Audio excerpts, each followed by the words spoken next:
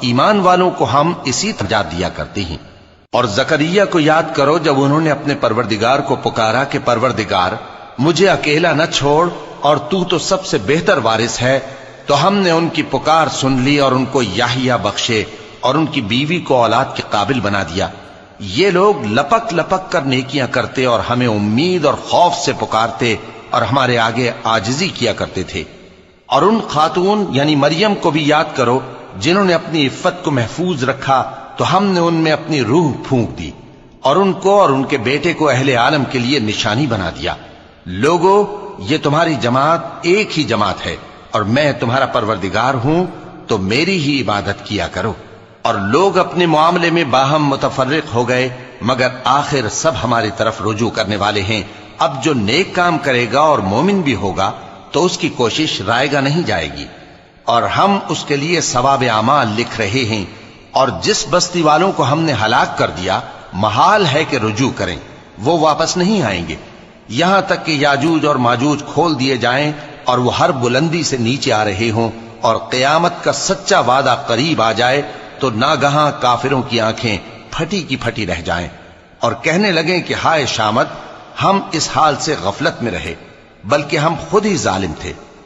کافروں، اس روز تم اور جن کی تم اللہ کے سوا عبادت کرتے ہو دوزخ کا ایندھن ہوں گے اور تم سب اس میں داخل ہو کر رہو گے۔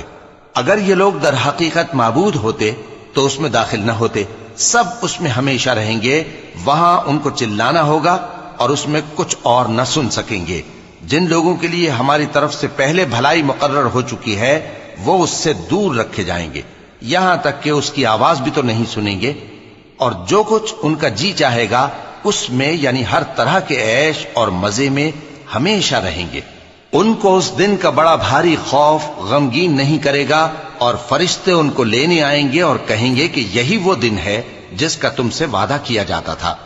جس دن ہم آسمان کو اس طرح لپیٹ لیں گے جیسے خطوں کا تومار لپیٹ لیتے ہیں، جس طرح ہم نے کائنات کو پہلے پیدا کیا تھا اسی طرح دوبارہ پیدا کر دیں گے۔ یہ وعدہ ہے جس کا پورا کرنا لازم ہے، ہم ایسا ضرور کرنے والے ہیں۔ اور ہم نے نصیحت کی کتاب یعنی تورات کے بعد زبور میں لکھ دیا تھا کہ میرے نیکوکار بندے ملک کے وارث ہوں گے۔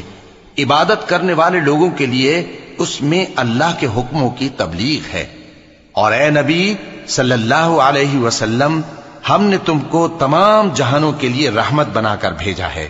کہہ دو کہ مجھ پر اللہ کی طرف سے یہ وحی آتی ہے کہ تم سب کا معبود ایک ہی معبود ہے، تو کیا تم فرما بردار ہو جاتے ہو؟ پھر اگر یہ لوگ منہ پھیریں تو کہہ دو کہ میں نے تم سب کو یکساں احکام الہی سے آگاہ کر دیا ہے، اور مجھ کو معلوم نہیں کہ جس چیز کا تم سے وعدہ کیا جاتا ہے وہ عنقریب آنے والی ہے یا اس کا وقت دور ہے۔ جو بات پکار کر کی جائے وہ اسے بھی جانتا ہے، اور جو تم چھپاتے ہو وہ اس سے بھی واقف ہے، اور میں نہیں جانتا، شاید وہ تمہارے لیے آزمائش ہو،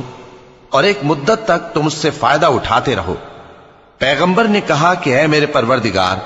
حق کے ساتھ فیصلہ کر دے، اور ہمارا پروردگار جو بڑا مہربان ہے اسی سے ان باتوں میں جو تم بیان کرتے ہو مدد مانگی جاتی ہے۔